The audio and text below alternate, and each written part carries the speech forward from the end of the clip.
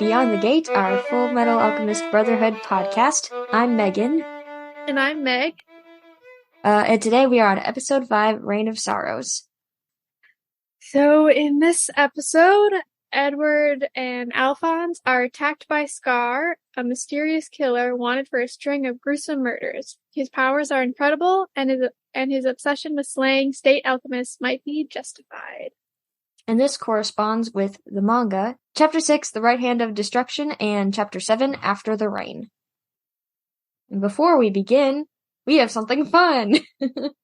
Fun for us. Yes, very fun. And slightly stressful. Yes. So another thing that we really love about Brotherhood are the intros and outros. Honestly, for me personally, I think they're,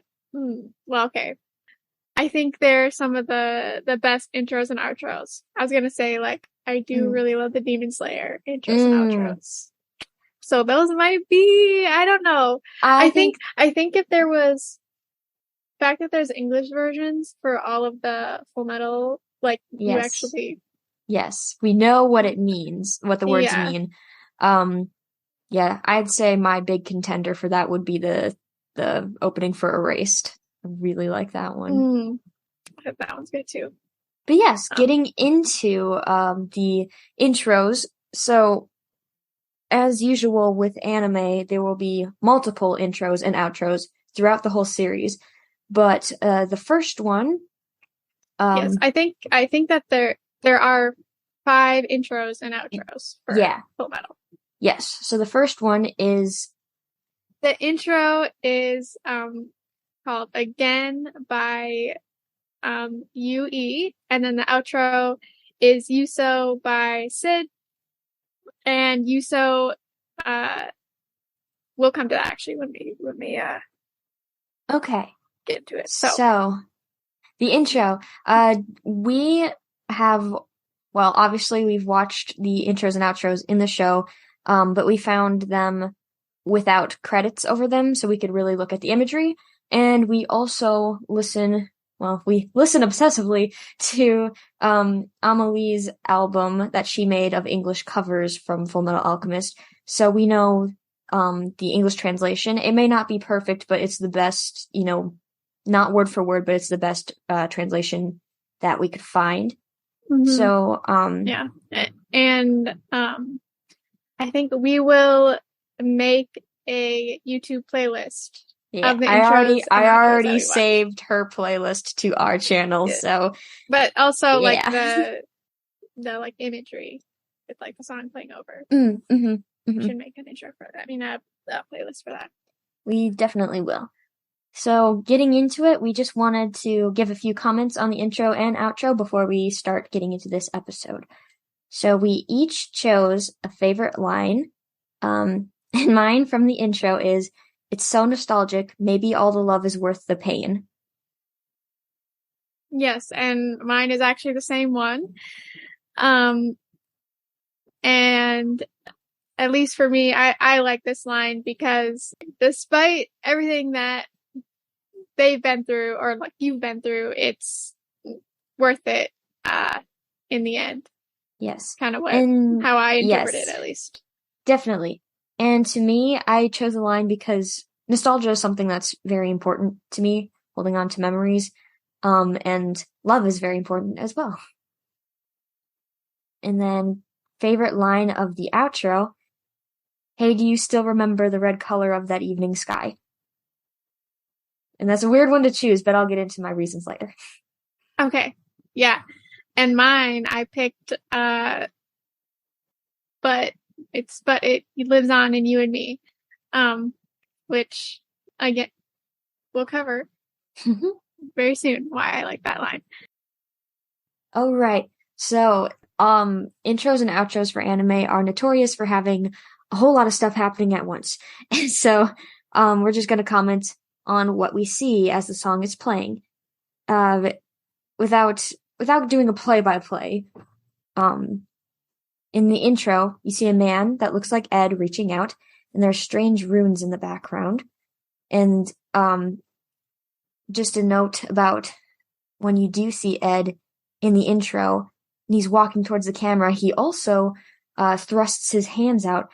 Something weird I noticed though, his pupils are dilating and undilating a lot when he's walking towards us. I'm not sure if that's an animation error or they're trying to give the sense of like the shakiness of it all. But anyways, and there's also Al in the intro, obviously. He's reaching out, he's running, he's trying to live. You can get this urgent sense to him. And there's this really nice lip sync that happens 2 times in the intro. One with Riza, and Meg found out she was lip syncing to the phrase "Pity Me," and the other one with Winry, and she was lip syncing to "It's So Nostalgic." And obviously, we meet a lot of the characters in this intro, and then at the very end, Ed tears off his arm and throws it, and it lands on this black, gray, and white eye. But yeah, we think that the intro is very good, and it gives decent background info and just main points of the story too. And then the imagery from the outro is adorable. It's this crayon-like style, and it's very innocent and childish. There's a little comic that happens partway through it, and Meg paused the video a couple of times to see what it actually said. So Winry and Ed are together in one of the panels, and Winry says, "You're short as always," and Ed says, "What the heck did you just say?" In the next panel, with Ed and Al, and Ed says, "Okay, then we'll get together, Al," and he says "than," THAN, instead of then, THEN. So having that cute little typo like a kid would misspell it is really sweet. And then next panel, Ed falls off a cliff, and he was on top of Al's shoulders. Yeah, that part really made me laugh when I saw it, because like you see them like they're like, okay, we'll come together, Al, and you see Ed get on top of Al's shoulders, and then the next they're like, you only see Ed's head and like his like black jacket, and you can see Al's metal hand sticking out, and then the next they're like running past Winry, and then they fall off the cliff. It's like those old kids cartoons, like something from Tom and Jerry. Yeah. Yeah, but there's also it's just the whole thing is really cute. And there's a part where a cat pops out of Al's armor as he and Ed are running across the screen. And that's a really good callback to there's a running gag in the manga that Al likes to adopt stray cats and hide them in his armor on their journeys. It's a really nice way of briefly covering the story up until now through this outro. And you can see that Ed and Al are still holding on to their childhood innocence. At the very end of the outro, the crayon style changes, and you see that the whole time it was Ed and Al drawing out their adventures.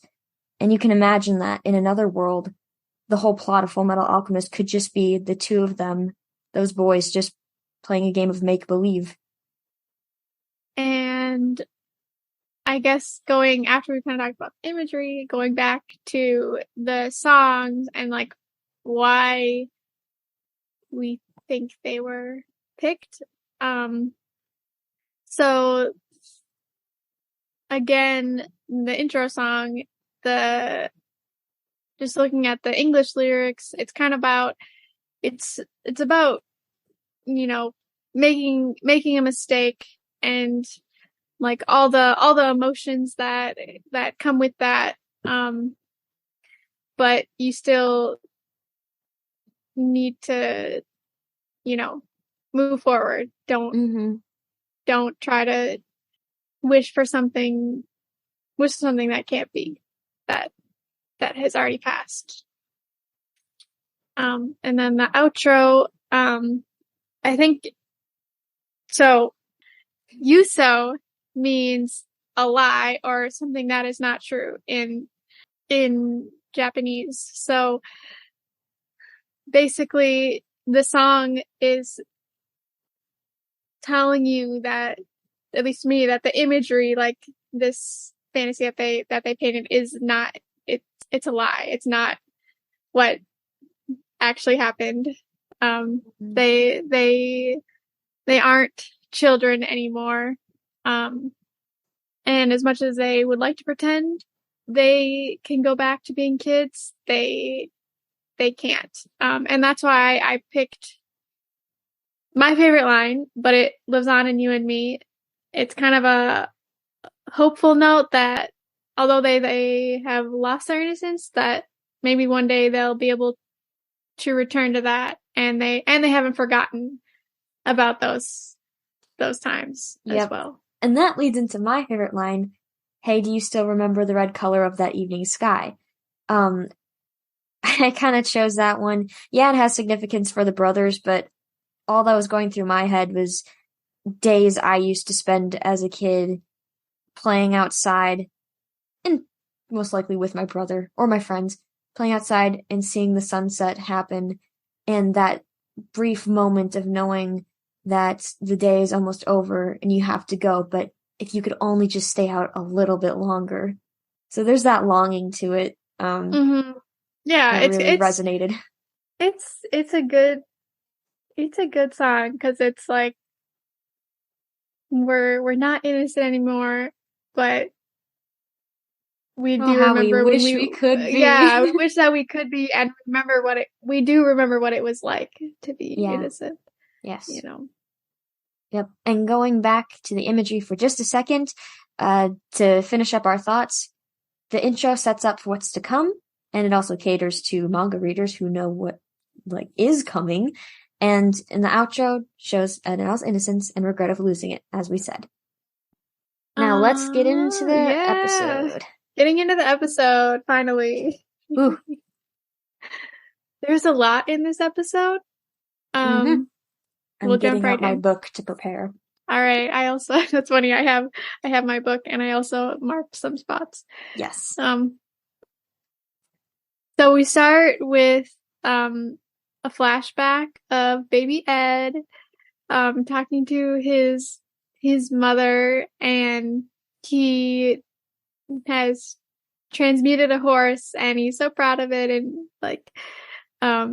looks like it's made out of scrap metal, maybe. Yeah, it's very adorable. But then it quickly turns into a bad dream with his the mother that he tried to transmute, and Nina and what she became, and he wakes up and Al's like, what happened? Or you had a bad dream. Yeah. And something that happens in the manga that they still show it, but it's not as significant. You see Ed when he wakes up, he's clutching his leg, and in the anime he doesn't really say anything. But in the manga, he's it hurts.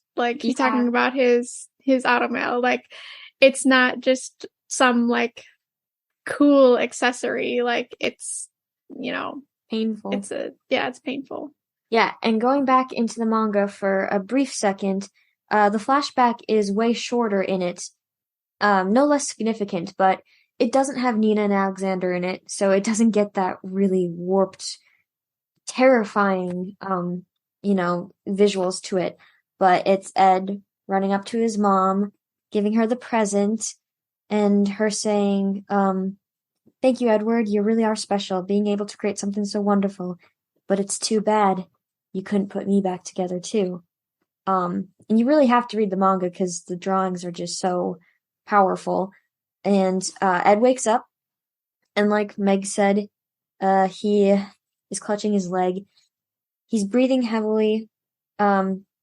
There's a sound effect next to his leg. It's just creaking. Guess he needs oil or something. And it looks like it's raining outside. And yes, he says it hurts. And it's an emotional hurt too, as well as the physical hurt. Mm-hmm. Yeah. So the next scene, they're visiting Riza, and they find out that both Shao Tucker and Nina are dead, which is kind of, I don't know, just like another punch to the gut for them.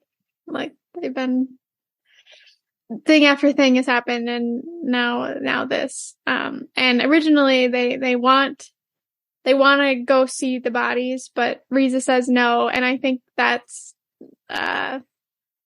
like she's protected. She's protecting them, Yes. and like she cares about them. Although I will say she kind of ripped off that bandage of telling them about Nina, though. It's like you're gonna find out eventually. They did. I don't know. She's not trying to cause them unnecessary pain because they would have found out. Where like you don't need to see the body, but yeah, you do need to know about this. Yes, that's true, because I think those boys are ready to trek across the country, find the Philosopher's Stone, and before even using it on Al, they would have used it on Nina. I feel like they're just, they hold themselves responsible in some regard, even though it really wasn't their fault. Mm-hmm. Yeah. And then we cut to the crime scene with the whole gang is there. We see Mace Hughes and Alex Armstrong and Riza and Roy. Everybody's there, kind of looking at the bodies, and they're kind of discussing what happened. And Armstrong and Hughes are like, it's him. And then we cut back to Lior, and we see Father Cornello, and he's like making some speech, to his followers, and it's kind of like, what? He's alive? Like, didn't he die? When we first watched this, I remember us going, how on earth did he survive? Yeah. And then like just total chaos ensues. Like everybody, like the townspeople are fighting, like, oh, he's a hypocrite. Oh no. Like There's unrest and disagreement. Yeah. And nothing gets people riled up like a little religious or political uprising here. Oh yeah. No.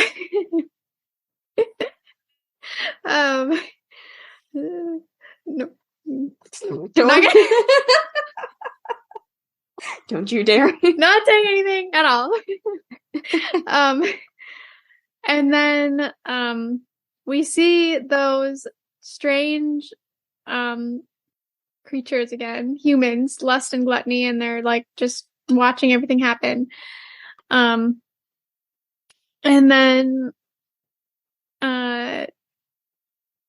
I like what Lust says.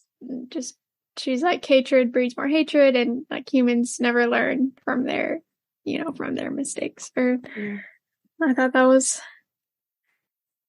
sad but true. Good. Yeah.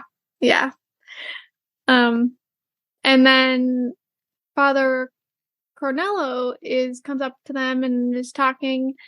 But you notice like his voice doesn't sound the same. He almost sounds more confident or cocky. Yeah, and kind of like I was gonna say refined, like. Oh, okay. Because I don't know. Yeah, before he sounded like, classic. I'm preaching to people. Come to me. Before he sounded more cocky to me, like he's okay, or like all knowing and benevolent and whatever. Yes, and in this one he sounds a little more like younger, I guess. Yeah. And then Lust says something like, "Are you gonna stay in that form all, the whole time or whatever?" And then there is a very dramatic transformation, and we see this person, which Megan wants to describe. Yes, okay. So this, as I mentioned in our first episode, Envy is one of my favorite characters for his character design. Personality-wise, he gets a little more complex as the show goes on, but his character design is just, I don't know, something about it is very appealing. So by this point, Lust looks like, she looks like that's her name. And Gluttony, that looks like that's his name too. So with Envy, you're like, well, you don't expect, I don't know, you just don't know what to expect from him, but he's got a, he's fit he's, and he is. well, yeah, no, yeah, he's, like, what has he to be envious about? Because he's got a toned body and gorgeous hair, but, his outfit is interesting too. He's got these, they're like almost knee-high, not socks, but like sleeves with the toes open and the heels open. Gloves that go up to his elbows with the fingers open. Kind of like biker spandex with a little towel wrapped around his waist.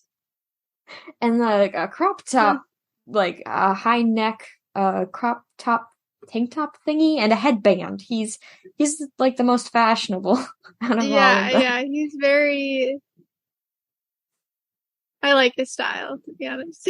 Yes, yeah, and I don't know, you just don't know what to expect. But the transformation, he has the power of shape-shifting, and that's what made me go, ooh, this character's gonna be cool, because I always love seeing the animation. So there's like this red lightning effect when he transforms and you see his body slowly change. And the last thing to change is always the hair, and it just kind of poofs out and falls down very dramatically. So they're like talking about Scar and how he's, in East in the what is it, the Eastern Command Center, or like yes, he's over. Okay. Yeah, he's over in the East. Yeah. And they're like Ed's there right now, or the Full Metal Alchemist is there, and we need him alive because he is a sacrifice, which they don't expand upon. They just say that. And they have evil looks in their eyes as they say it. Yes. Evil looks in their purple snake eyes. And then kind of going back to, right, they were at the crime scene, and now the four, Armstrong, Hughes, Riza, and Roy, are talking about this man named Scar. And he's the one who's going around and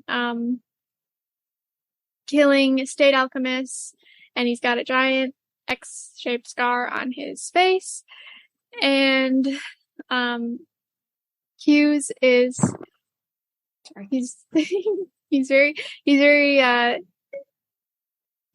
very sweet. You can tell that he cares, because he's like, oh, you and as in Mustang and Shao Tucker, you guys were all the only state alchemists here. But he's like, Mustang, you need to double your protection. You need extra protection. And in the manga, I think he says, like, as a friend, I want you to do that. And then they're all sitting there, and all of a sudden Mustang's like, Ed's My in kids. town. Like, no. The orphans. The orphans. I'm sorry. That just like Toy Story 3 is good, but that scene always gets me. And then the one, like, when they have it filled with like Disney characters, like, they're orphans. Yes, because they're all orphans. Oh, okay. There's so many memes. Oh, I'm really disappointed in myself, but today I was just doodling and I drew Al's helmet with like the hair plume, and I said Lori Al because he's worth it. I just looked at it and went, what am I doing? I'm so ashamed of myself. No, it's so good. It's so good. You're gonna have to like hear that, okay? You have to. Yep, I'll take a picture. Okay. After Mustang's realization, we cut to Ed and Al, and they're like sitting at a clock tower, and Ed's kind of questioning everything. He's like, we're supposed to accept the laws of alchemy, and he says like accept the flow. But now he's like, what does that even mean? And Al kind of, he's like, I miss my body, and I don't care if we have to go against the flow. Like, I want to get it back no matter what. Brief animation note for this. It's raining in this scene, and when Al tilts his face to the sky, you get this really cool point of view shot of the rain falling through his helmet. And also, when it pans back out to show his face, the rain is dripping down his face, and it looks like tears. You make me cry. And then Scar arrives, and in the manga, it's way different. It's different, and it makes more sense because like Mustang in the manga, he like sent everybody out like find the Full Metal Alchemist, and like, you know, we need to protect him, and you know, Scar is just like walking around. He doesn't know the Full Metal Alchemist. And then a soldier comes up to Ed and's like, kill the Full Metal Alchemist, there you are. And Scar's right there. That soldier ruined everything. Like, yeah, he did. But Matsuda, you idiot. In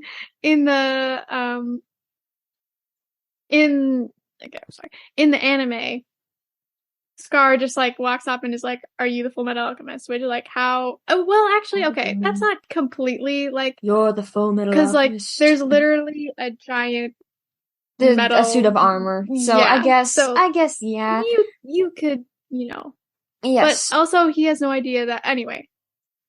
Another thing to note what the difference is in the manga, when the soldier asks him, you know, Edward Elric, Full Metal Alchemist, you're supposed to come with me, sir. Are you okay? Yada yada. And Scar realizes who Ed is, and he comes after him. The soldier, to his credit, tries to defend Ed, and he's pulling out his pistol. Ed shouts no as Scar rushes the guy and kills him. And Ed is frozen in place as he realizes that he could die. He just watched this guy die gruesomely in front of him. And some of the soldier's blood actually splashes onto his face, which is disgusting. But, Ed's thought, you can hear Ed's thoughts, or you can read Ed's thoughts. He says, who is this guy? This is bad, bad, bad. Everything from the core of my body says to run away, but my legs won't move. Oh no, I'm gonna die. And then the clock tower, starts ringing, or it makes a really loud gong, and that snaps Ed back into the moment, and he tells Al to run. So it's a little different from what happens in the anime. Mm-hmm. Yeah, in the anime, it's actually Ed's frozen in place, and then it's Al that's like kind of, you know, snaps him out of it. And they take off running. They're kind of like running downstairs, and Scar is chasing after them. And like as Ed is making things, Scar, you don't know what he's doing, but like things are being destroyed. And I like this because like both their brothers, Ed and Al, are like working together, like trying to protect each other, the best that they can. And they make it to the street and are like take off running down the street. And Ed says, something kind of funny. He's like, what's this guy's problem? Making enemies isn't something that, well, I never really avoided it. There's no reason for him to kill me. Yeah. So they're running, and then they get kind of trapped in an alley, and they decide that they're gonna have to fight. And Ed kind of makes this cool, like he doesn't make his normal like arm sword thing. He makes this like cool dagger. It's so cool because it's knuckles like, on it. Yeah, and like kind of like in the manga, like you just see him like he kind of like grazes a wall, and like there's the dagger. It's so cool. Yeah. Man, it looks like he's going for the kill with that thing. Yeah, he is. And Scar touches Al's like side, and as they're kind of running towards him, and Al kind of gets destroyed. He kind of gets blown apart. Not completely, but his whole side is kind of blown out, and you can see the chainmail underneath. And then Scar is like, normal, like, well, this is confusing. There's no body inside. And then he tries to take Ed down. He grabs, course, classic. He grabs his metal arm and tries to destroy it, and nothing happens. And then Ed, after Al's body gets destroyed, he's ready to fight. He, does his cool, like, takes off his red coat, revealing his metal arm. And then he makes his hand into a sword. Yeah, and in the anime, it's the classic, front blade where he can jab and stab and punch at the same time. But in the manga, I thought it was cool. He actually makes the blade extend off the end of his elbow, so kind of like you can elbow somebody or like backslash. Mm-hmm. It's interesting. He took a different tactic. Yeah, it was. I liked it. But Scar grabs his arm and destroys it, and it's very cool. Very cool manga panel. It just boom completely comes apart. And that's actually the end of chapter 6. The chapter 7 picks up right where it left off. Yeah, it picks it up right. Yep. And so Ed's laying on the ground, and Scar is, standing over him. Yeah. Ed is, well, it looks like he's in pain, and I have a theory as to why. So, Scar stands over him, and Ed, he's trying his best, but he slumps to the ground. He just, like, topples over. And I think it's because his metal arm was kind of counterbalancing him. So without that, he just kind of totally tipped to the side. He clutches the spot where his automail used to be. So, like, the socket of his arm. And there are wires coming out. So I'm guessing it was really painful for his arm to be blown off because the wire's attached to his nerves. So he probably felt that. Mm-hmm. Yeah. And so after he kind of falls over, he kind of gives up. He realizes it's, he's probably not gonna escape from this, and he makes Scar promise not to hurt Al. He's willing to sacrifice himself. And this whole time, Al is like screaming at Ed to like run away, brother. And it's very sad. It's a very sad moment. Yeah. And Scar kind of, is reaching out his hand, getting ready for the kill. And that's when a Mustang and the crew shows up. Yeah, he like fires off a bullet into the sky, and like, everything stops, and he's like, that's enough. So Scar gets kind of distracted, and he starts ranting about monologue. Yeah, I got the classic villain monologue. So he basically just kind of talks about why he does what he's doing. Yeah. And I'll actually just read. In the manga, he's like, this world was made perfect by God. Alchemists change the natural into the unnatural, twist things out of their true form. They sin by defacing God's creation. And he's like, I'm the instrument of divine judgment. So basically, he's like judging alchemists for destroying God's creation, or changing it into something that it wasn't intended to be. Yes. Which I'll go into later. But Roy is having none of that, so he steps forward ready to throw hands. Yes. I'm just thinking of the little... I know. Yeah, he's getting ready, and he's like about to do his like little snap, and you just like he does it, and they're just like this little like puff of air, just like poof. We never noticed that before, so that's why we're laughing so hard. It was like a little toot. Yeah, And then, like, Riza, like, sweeps his leg and fires at Scar. And she's like, sir, you know you're useless on rainy days. And Roy's just, like, defeated. Like, yeah. He can't make a spark in the rain and shoot his flames, so he's kind of sitting this battle out unless he, fires the gun again. But don't worry, they have other help.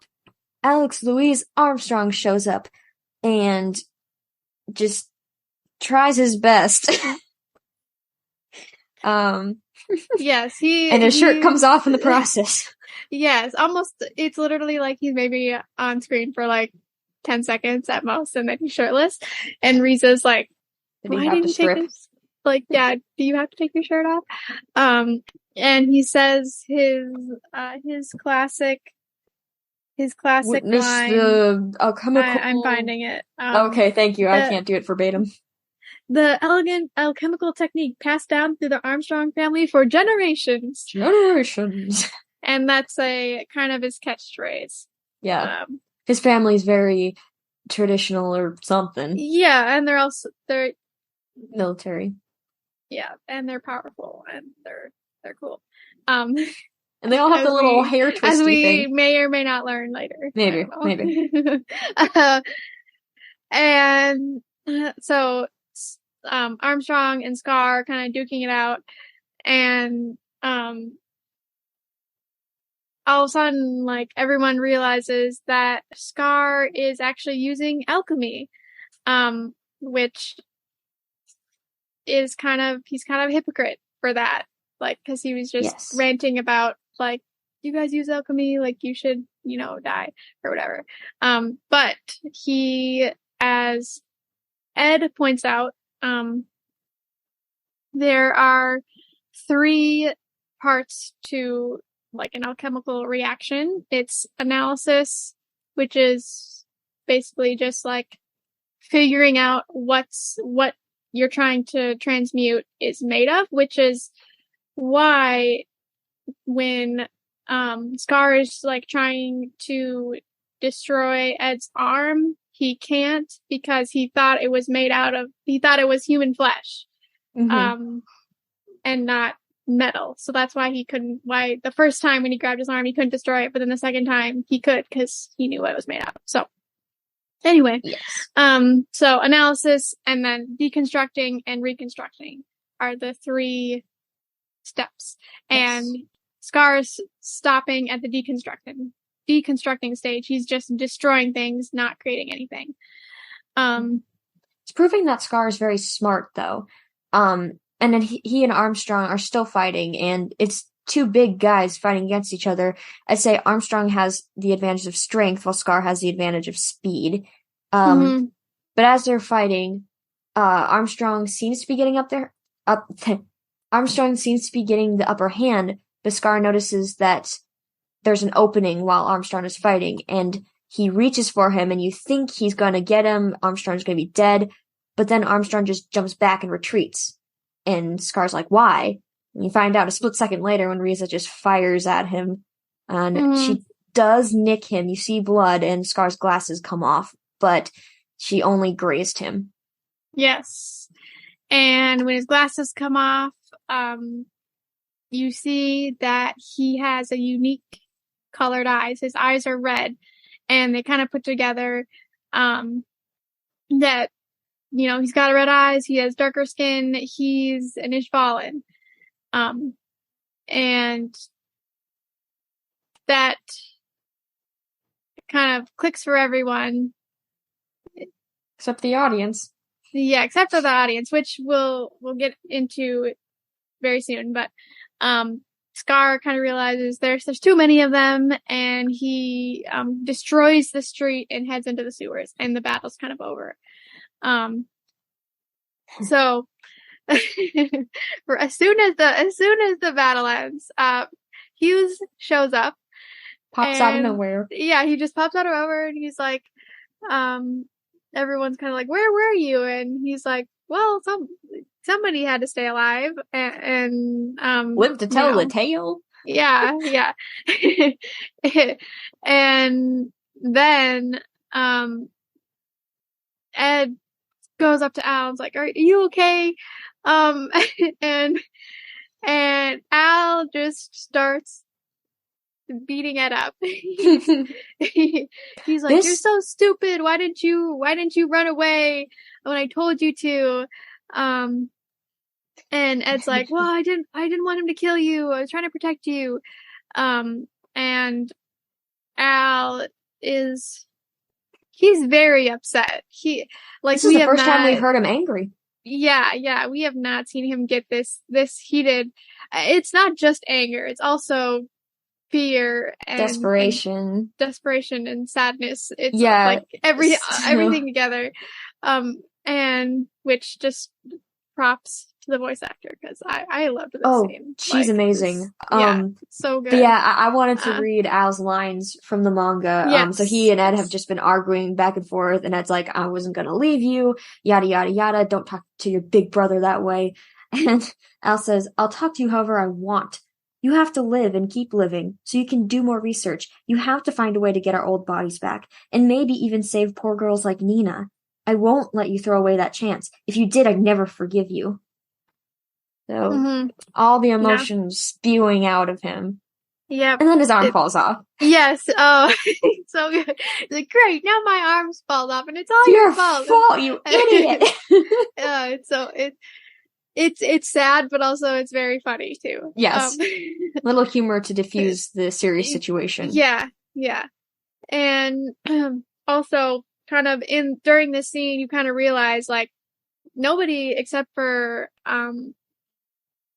Roy and Riza know about Ed and Al's bodies. So everybody's kind of like, "Oh, this makes sense. This is why, Al's a suit of armor and, like, is in a suit of armor because he doesn't have a body." And I like the scene because they all realize kind of what happened, but they all agree not to tell the higher ups, and it just, everybody cares about them. It's very sweet. Riza even puts her coat around Ed's shoulders. Yeah, it's I like it. Yeah. And then we get some backstory on who the Ishvalans are and why it's important. So Ishvala is a country that became part of Amestris. Whenever a country is next to a smaller country and kind of adopts it, and they kind of merge. Yeah, but there's plenty of examples. Yeah, but there was always some religious unrest between Central and Ishval, because Ishvala, isn't it Ishvala, or is it Ishval? I'm looking. Wait, Ishvala is their god. Ishval is named after Ishvala. So it's Ishval. Yes. Whoops. So, in Ishval, back in the day, with all the religious unrest, the country was occupied by the military, and one day a military officer killed an Ishvalan child, and that sparked a civil war, and the whole eastern part of Amestris went to war, and as it dragged on, eventually the higher-ups said to exterminate all of the Ishvalans, so a genocide, and the state alchemists were responsible for that, including Roy. Yeah, you kind of see, like, pretty much all the alchemists that we've seen so far. Roy and Armstrong, I think, was there too. Yep, strange man with a ponytail. Yeah, we see a guy with a ponytail. Like, we see a lot of different people. Yeah. Also in the manga, it's spelled Ishbal with a B, so I'm not sure if that was just a rough translation or lost something in translation, but it's the same difference, whatever. Yeah. And so then also, this is, like, while this is being explained, it turns out that, it's Roy doing, like, the voiceover. And they're in Roy's office, and Roy's like, it makes sense why Scar wants revenge. It's kind of justified. But I like what Ed says. I'm going to go to it in the manga. Oh, yes. he's like, he's like, it's still not justice. Whatever happened, he's still involving innocent people for the sake of his revenge. He's just candy coating it by acting self-righteous and calling himself an instrument of God.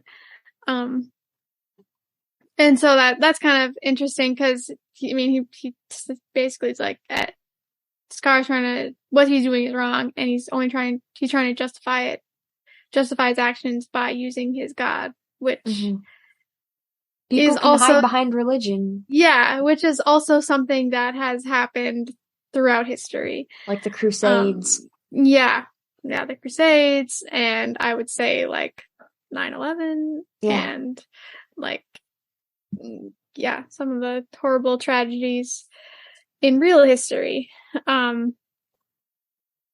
Yes, but if you have a fanatic, that makes them even more dangerous, which is another reason Roy says that the next time they encounter Scar, they're not going to take any chances, and it's like a kill on sight order. Yeah, which makes sense, and to be honest, I kind of agree with.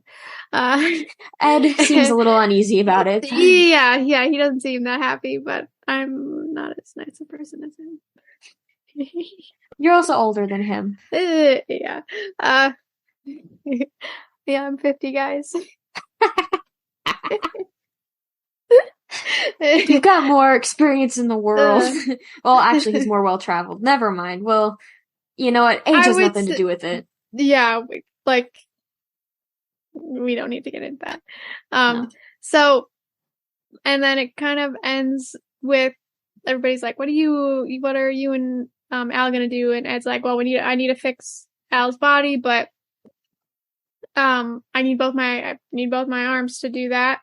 And also they kind of mention that Ed is the only one who can fix Al. Because he's the only one that knows how to do it. Because Armstrong like offers, but he's like, nope. Because he's got a blood seal. Yeah, yep. And so they need to pay a visit to their mechanic. And then we see Winry.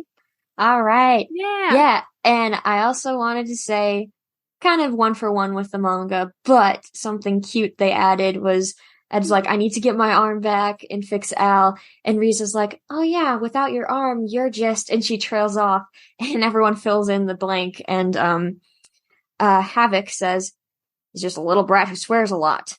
Hughes says he's an arrogant pipsqueak. And Roy says, useless, just useless. Yep. We totally forgot about the voice actors. So that's okay. We can add them in now. Yeah. Yeah. So we had 2 people we wanted to highlight.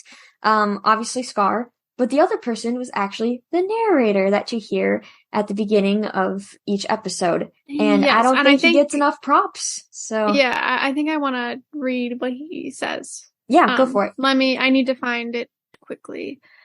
So the narrator, this is, besides like giving like a recap of the episodes, he says at the beginning of like every episode, alchemy, the science of understanding, deconstructing, and reconstructing matter. However, it is not an all-powerful art. It is impossible to create something out of nothing. If one wishes to obtain something of equal value must be given. This is a law of equivalent exchange, the basis of all alchemy. In accordance with this law, there is a taboo among alchemists. Human transmutation is strictly forbidden, for what could equal the value of a human soul? All right, so the narrator is played by Kent Williams. Other roles he has done include Mr. Compress from My Hero Academia, Hattori Soma from Fruits Basket, a personal favorite of mine, and he was also a narrator in Dr. Stone. And then getting into Scar, he is voiced by J. Michael Tatum, who had an IMDb list that was so long I couldn't possibly read it all. But he was most recently Katsuya Honda in Fruits Basket, Tenya Ida in My Hero Academia, and Erwin. How do you pronounce it? Erwin Smith? I think I say it Erwin. Erwin Smith in Attack on Titan. German names, I tell ya. Yes. Yeah, so first impressions of the characters, we're excluding the narrator because he's just there to narrate. Scar. He's scary. Yep. Yeah, definitely he's scary, and he's scary, he's powerful, and they like don't understand how he works. He also is very like he's kind of moody, which is he's like monotone. Yeah, kind of reminds me a little bit of like Genos. Oh, I can see that. Yeah. Like he's very muscular. He's tall. well, just like the way that he talks. Like yeah, that's true. Like he also has a strange fashion sense. Not a bad fashion sense, but kind of on par with Ed at times. And then his hair is interesting too. He's got it like shaved near like his neck, and then it kind of has like his hair is white, so it's longer on top than it is on the bottom. It's kind of like the style now to have like the side shaved and then like little floof on top. Yep. So he's before his time. This came out in like 2009 or whatever. Okay. Animation. Do you have anything to say? Yeah. So in this show, the backgrounds actually really stand out because they're done in this sort of painted style, almost like they were painted in with acrylic paints. And it may make them look maybe out of place in comparison to the characters who, have lines around them and are colored in and shaded and everything. But I think it looks very beautiful. It gives it a nice aesthetic. And the lighting is very good, especially because in a lot of scenes in this episode, it's raining, and then by the end, the sun breaks through the clouds. But rather than showing the sun break through the clouds to be like, oh, the rain has ended, you see the sun start to light up the characters' faces, and you just know that the day is getting brighter and better. And the contrast between light and dark in art is called chiaroscuro, and that is very good in this one too. Just everything about the lighting and backgrounds really impresses me. Ready to the scientific analysis? Philosophical analysis. I didn't know exactly what to say, but basically, like, when Scar is saying, like, this world was made perfect by God. Alchemists change the natural into unnatural, twist things out of their true form. That line kind of stuck out to me just because already his morals are they're just off all the way around, but I think we were like made to be co-creators with God, and like we're given like awesome minds to make new inventions and use the things that are in this world to turn them into and make something new. And like I think alchemy, like the idea of alchemy is cool, and in some sense it's not a real science, but like you can use, I think the closest thing to it would be like, at least in my experience, is like organic chemistry, where you like you can take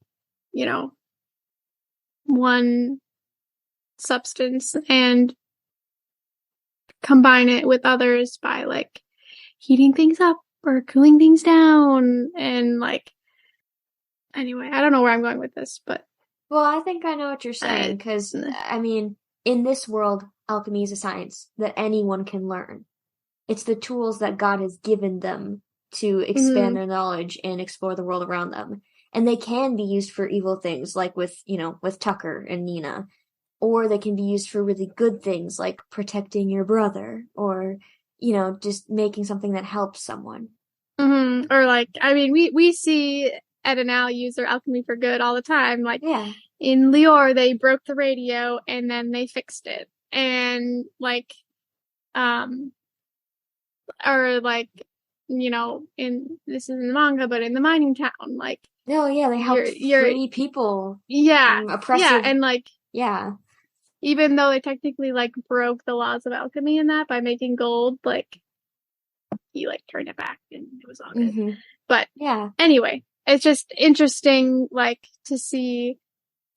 Something else I appreciate about Scar is like, although his morals and like his thinking is like totally off and totally wrong, he has a set of morals. He has a code. Yeah, he has a code that he is following, and like, I don't know. I think he has more depth than other bad guys. Villains with codes are always more appealing. Yes. Okay, and story elements analysis. Yeah, this episode introduced a lot of conflict, which is pretty essential for any good story. You have to have some obstacle that the character's overcoming. And in this case, it's a lot of obstacles. You have gluttony, lust, and envy. You have the Ishvalan War that happened. You got Scar. You got the unrest in Lior. And the list can go on and on as the show goes on. Yeah. This is, for me, like the first episode where I was like, okay, the story's ramping up. Like they're getting ready to like, do give things. To do things, give us a good story. And yeah, that's kind of the end. That's the end of the episode. Let's do our outro. Favorite line of episodes. This time we actually have different favorite lines. Yes. So okay, mine is, what's this guy's problem? Making enemies isn't something that I never really avoided it. And in the manga, he says, what's his problem? I've never done anything to make someone hate me. Actually, I've done all that. I've done that a lot, but I don't deserve to die. Yes. Okay. So my favorite line is when Hughes shows up at the end and everybody's like, where were you? And Roy's kind of like, you didn't think about maybe backing us up? And Hughes is like, of course not. A person like me shouldn't get dragged into a freak show with you, pack of pseudo-humans. It's bad for my health. Love that guy. Yeah, and totally relatable. Yes. All right. What did we learn, or what was the moral of the episode or the theme? So we thought that Al's line at the end of the episode summed it up. I'm gonna look at the actual line from the episode and not the manga, so we can like have. So he says, survival is the only way, Ed. Live on, learn more about alchemy. You can't find a way. You can find a way to get our bodies back and help people like Nina. You can't do that by dying. I won't allow you to abandon the possibility of hope and choose a meaningless death. And that's just, it's so, I think it just sums up the moral of, live on. Yeah. And, giving up, it doesn't help, which actually fits well into who pushed the story forward in the episode. Yeah. So, we said Scar, so he kind of introduced the main conflict, and then, Al gave Ed a kick in the butt, and so we already read what Al says, but I think, Ed's struggle in this episode is really real. Like, Ed is not really like necessarily self-destructive. Rather, he's just like inactive. Yes. Like he's not being an active participant in like, living or dying really. But I think what Al says like can be applicable for all of us is just like, survive, live on. There's more to life. Yes. And like, and on that note, we will end this episode. Thank you for listening, and live on and persevere until next time. And check out our social media stuff. So, yes.